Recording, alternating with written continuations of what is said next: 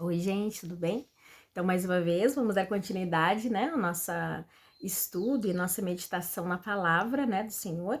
Estamos lendo Gênesis, hoje, capítulo 26.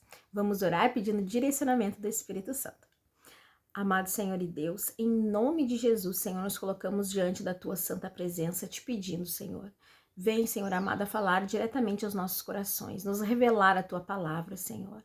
Oh Deus, Tu é um Deus único e pessoal. Tu conhece o coração de cada um de nós, o que estamos vivendo nesse momento, Senhor.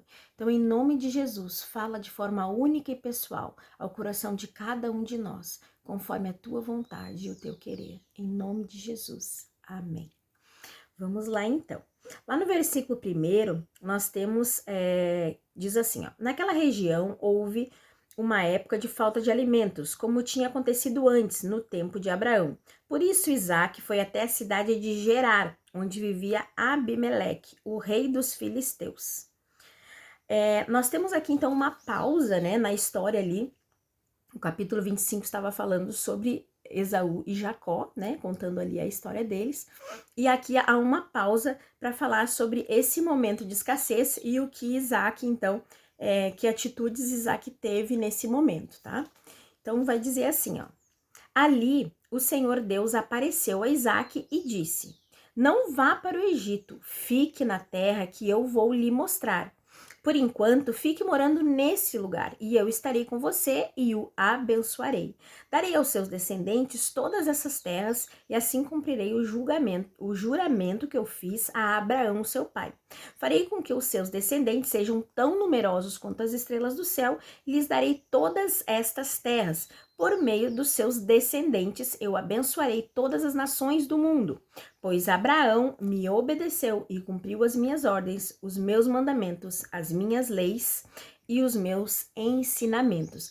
Então, quando há esse momento de escassez na terra, Isaac pensa em ir, né, se refugiar lá na terra do Egito, e Deus aparece para ele, assim como aparecia para Abraão, né, o pai dele, e reafirma, né, e pede para ele, ó, fica nesse lugar, aqui eu vou te abençoar, né, não tenha medo, fique aqui onde tu está, que aqui é onde eu vou te abençoar, eu vou te dar estas terras, eu abençoarei as tuas descendências, né, então Deus reafirma toda aquela aliança, aquelas promessas que ele já tinha feito para o pai de Isaac, para Abraão, ele reafirma agora, né?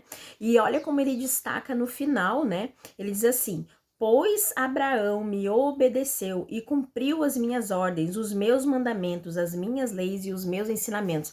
Então ele está dizendo aqui, ó, por causa do teu pai, porque ele me obedeceu, eu estou fazendo isso e eu estou cumprindo a minha promessa que eu fiz para ele. Então a importância, mais uma vez, a gente vê aqui, né, da obediência, o quanto Deus quer. Desde lá do capítulo 1 de Gênesis, a gente vem vendo como Deus prioriza, assim, ele dá valor as pessoas que o obedecem, né, que andam em obediência, que escutam a voz dele, que se atentam aos ensinamentos dele, aos mandamentos, né, e desejam ali estar sempre atentos a tudo aquilo que Deus diz, né, e obedientes e sendo fiéis àquilo que Deus fala conosco. Aí continua assim, então. Assim Isaac ficou morando em Gerar. Quando os homens do lugar lhe fizeram perguntas sobre sua mulher, ele disse que ela era sua irmã.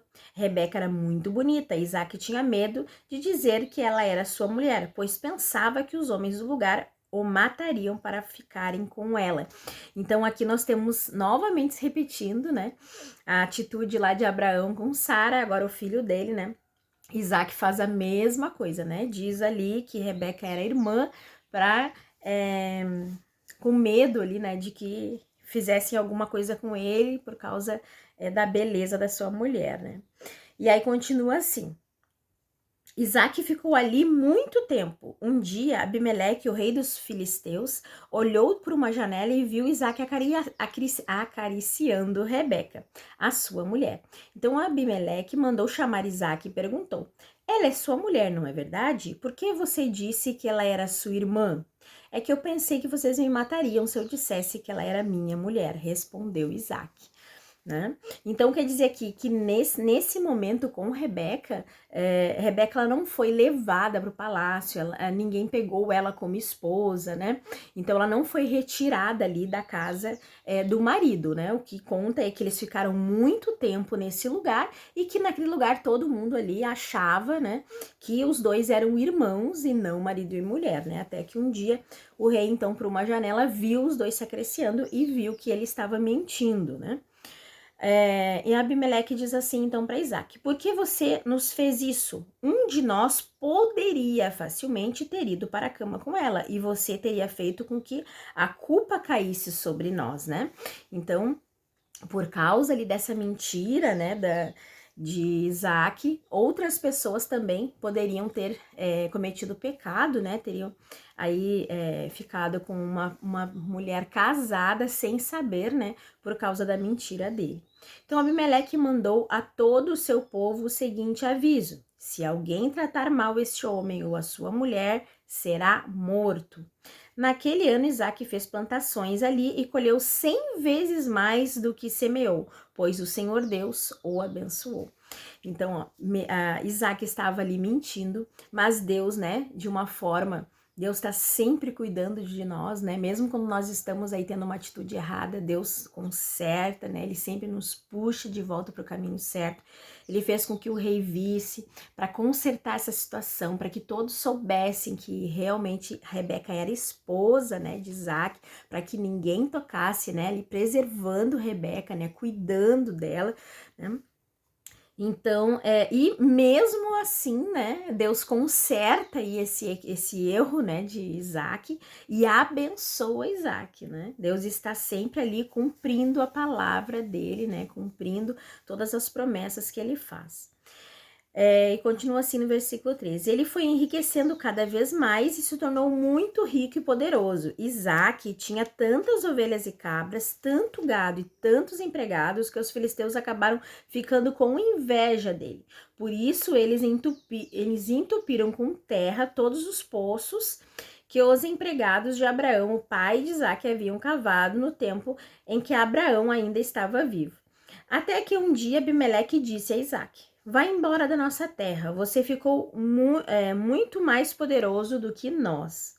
Isaac saiu dali, armou as suas barracas no vale de Gerar e ficou morando ali por algum tempo. Ele tornou a abrir os poços que haviam sido cavados no tempo de Abraão e os filisteus haviam tampado depois da sua morte. Isaac pôs nos poços os mesmos nomes que o seu pai havia posto.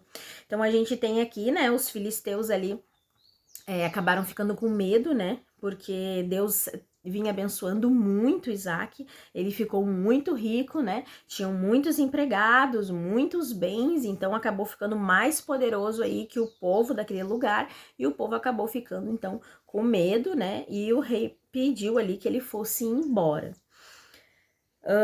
Lá no versículo 19 diz assim: um dia os empregados de Isaac estavam no vale abrindo um poço e acharam uma mina de água. Os pastores de Gerar discutiram com os pastores de Isaac, afirmando que a água era deles. Por isso Isaac deu ao poço o nome de discussão. Depois os empregados de Isaac abriram outro poço, e por causa dele também houve discussão. Então Isaac pôs nele o nome de inimizade. Isaac saiu dali e abriu outro poço, e como não houve discussão por causa desse, ele chamou de lugar espaçoso. Ele disse: agora o Senhor Deus nos deu um lugar espaçoso para viver nessa terra, e aqui vamos ficar à vontade. Então, nós temos aqui que Abimeleque, né, o rei daquele lugar, pediu para que ele fosse embora e ele começou a caminhar ali, perto ainda daquele local, né, mas começou a andar. E toda vez que ele armava ali o acampamento, ele cavava um poço, né, porque eles moravam no deserto, então precisava ter água. Então, eles cavavam um poço, achavam, né, uma fonte de água, mas ainda havia discussão, as pessoas daquele lugar ainda não queriam, né, que dividir aquilo ali com Isaac. Até que chegou num momento, né, em um lugar em que ele cavou um poço e ninguém atrapalhou, ninguém discutiu, ninguém ninguém brigou com ele por causa daquilo, não houve discussão, né? Então ele entendeu que aquele lugar era um lugar de paz, aquele era o lugar que Deus escolheu para que ele pudesse ficar ali em paz e que não houvesse briga, né, com o povo daquele local. Continua assim, então. Dali Isaac foi para Berseba. Naquela noite o Senhor apareceu a ele e disse: Eu sou o Deus de Abraão, o seu pai. Não tenha medo, pois eu estou com você por causa do meu servo Abraão, e abençoarei você e farei com que os seus descendentes sejam muitos. Isaac construiu um altar ali e adorou a Deus, o Senhor. Ele armou as suas barracas naquele lugar e ali os seus empregados cavaram mais um poço. Então nós temos aqui, né, Isaac seguindo os mesmos passos de Abraão, fazendo altares, adorando, né, o Senhor ali, então, e sempre escutando, então, ali a direção de Deus, né, e obedecendo o que Deus mandava ele fazer, né. Certo dia, lá no versículo 26 diz assim, ó, certo dia Abimeleque saiu de Gerar e foi conversar com Isaac. Com ele foram o seu amigo Alzate e Ficol, e o comandante do seu exército. Isaac perguntou: por que é que vocês vieram falar comigo, se têm ódio de mim e até me expulsaram da sua terra? Eles responderam: agora nós sabemos que o Senhor Deus está com você e pensamos que deveríamos fazer um trato com você, selado com o juramento. O trato é esse: você não nos fará nenhum mal, assim nós não faremos nenhum mal a você. Nós fomos bondosos para você e deixamos que fosse embora em paz. Agora está claro que o Senhor tem abençoado.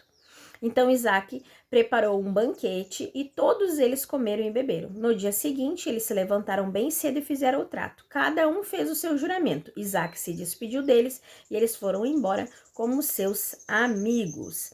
Então, nós temos aqui Abimeleque, né, que tinha mandado Isaac embora, viu que Deus estava com ele, estava abençoando ele, continuou abençoando ele, né. Ele foi até o lugar onde Isaac estava e resolveu fazer um acordo de paz, né. Ele queria, então, assim, disse para Isaac, ó, nós não vamos te fazer mal, tu não nos faz mal, porque nós sabemos que Deus está contigo, né, então nós vamos te deixar em paz e tu também nos deixa em paz. E ali eles fizeram um trato. Isaac concordou, né, com esse trato, afinal ele não queria discussão, não queria briga com ninguém, né, e fez ali um grande banquete, eles festejaram e ficaram ali, então, amigos, né, no finalzinho diz assim, ó, Isaac se despediu deles e eles foram embora como seus amigos, ó, então ganhou ali aliados dessa vez. Nesse mesmo dia, os empregados de Isaac foram dar-lhe a notícia de que haviam encontrado água no poço que estavam cavando. Isaac pôs nesse poço o nome de Seba, e por isso, até hoje, o nome daquela cidade é Berseba. Quando tinha 40 anos, Esaú casou com Judite, filha de Beri, e com Basemate, filha de Elon, duas moças etéias. Essas duas mulheres amarguraram a vida de Isaac e Rebeca. Então, aqui no finalzinho do versículo 26, né, nós temos aí a volta, então, né, do núcleo da história lá para os filhos de Isaac, né, Esaú e Jacó, falando então aqui que Esaú, ele casou com duas mulheres etéias, né, desobedecendo, né, o que Deus havia orientado já lá para Abraão, né, dizendo que gostaria que os filhos e as descendências, né, de Abraão casassem sempre com mulheres ali que tivessem a mesma fé deles, né, que fossem ali do mesmo povo. E Esaú, então, mais uma vez, né, desvalorizando os ensinamentos de Deus, do pai dele, né, do avô, passou por cima dessas orientações, foi lá, escolheu duas esposas, né, o avô e o pai casaram com uma mulher só, né, viveram e amaram essas mulheres até o fim, né, Abraão, ele casou com uma outra mulher, mas somente após, né, a morte de Sara. Então ele teve ali bons exemplos, mas mesmo assim, né, a gente vê que Esaú aí, ele resolve ter atitudes assim controversas, né, e em desacordo aí com os ensinamentos de Deus e dos seus antepassados, né. Então, no finalzinho termina lá no versículo 35 do capítulo 26, termina assim: essas duas mulheres amarguraram a vida de Isaac e Rebeca. Então, né, dá para ver aí que foram duas mulheres que realmente trouxeram aí bastante tristeza, né, ao coração aí do pai e da mãe de Esaú. Então é isso, gente. Aqui termina o capítulo 26, né? Nós temos aqui Deus nos falando, né, que apesar dos nossos erros, apesar de nós muitas vezes aí, né, saímos do caminho, Deus nos resgata, Deus nos mostra, né, o que é importante para ele, nos mostra que nós estamos errados, nos traz de volta, né? E nos dá aí mais essas oportunidades sempre, né? Se renovam todos os dias para que a gente volte a estar obedientes ao Senhor, estar nos caminhos do Senhor, né? E Deus, ele sempre cumpre a palavra dele. É isso que nós vemos aqui no capítulo 26. Ele não se esquece das promessas dele, das alianças que ele faz, né? Então, Deus está sempre conosco. E que nós possamos ser atentos às palavras de Deus, né, aos ensinamentos de Deus, às leis do Senhor, que nós possamos ser obedientes, porque desde o início nós temos visto, né, o quanto Deus preza por isso, e é só o que Ele nos pede, né, Ele nos pede que nós sejamos sempre obedientes, que nós sejamos sempre atentos à palavra dEle, ao direcionamento dEle, e que nós permaneçamos sempre aí no caminho do Senhor, né. Vamos orar então, né? E vamos encerrar essa leitura e que nós possamos meditar nela durante todo o dia. Amado Senhor e Deus, em nome de Jesus nós te agradecemos por esses preciosos ensinamentos que o Senhor nos trouxe hoje, Senhor. Obrigada, Pai. Oh, aleluia, Senhor. Obrigada, Senhor, porque tu nos mostras, Senhor, o quanto tu és fiel conosco. Mesmo quando nós não somos, mesmo quando a gente cai, mesmo quando a gente peca contra ti. Oh Deus, tu tem compaixão, tu tem misericórdia de nós, tu nos guarda, Senhor. Oh Deus, tu nos protege, assim como tu protegeu Rebeca, Senhor. Livrou ela, Pai amado, oh Deus, das mãos, né, daqueles homens que poderiam facilmente ter pego ela, Senhor, né, e ter se deitado com ela. Mas o Senhor esteve ali, protegendo, cuidando dela, Senhor, fazendo com que o rei visse, né, o que a verdade, Senhor amado, e fez com que o rei, Senhor, a protegesse, né, de uma forma ou de outra. Ele fez um enunciado, né, Senhor, e ela foi protegida, ela foi guardada por causa do teu amor, por causa da tua fidelidade. Oh, Senhor, nós te agradecemos por isso. E que nós possamos, Senhor, em nome de Jesus, eu coloco diante de ti, Senhor, te pedindo que nós possamos todos os dias, Pai, estarmos com a tua sagrada escritura nas mãos, que nós possamos ler e meditar na tua palavra todos os dias, que nós possamos estar atentos, com os nossos ouvidos abertos, Senhor, para os teus ensinamentos, Pai. Oh, Deus, coloca nos nossos corações tudo aquilo que tu deseja de nós. Nos mostra quando nós estivermos saindo do teu caminho, nós estivermos tomando atitudes erradas, Pai, que nós possamos estar sensíveis à tua voz e à voz do teu Espírito Santo, em nome de Jesus. Continua falando aos nossos corações durante todo o dia, Senhor. Oh Deus, em nome de Jesus, que nós possamos ser obedientes na tua palavra, em nome de Jesus. Amém.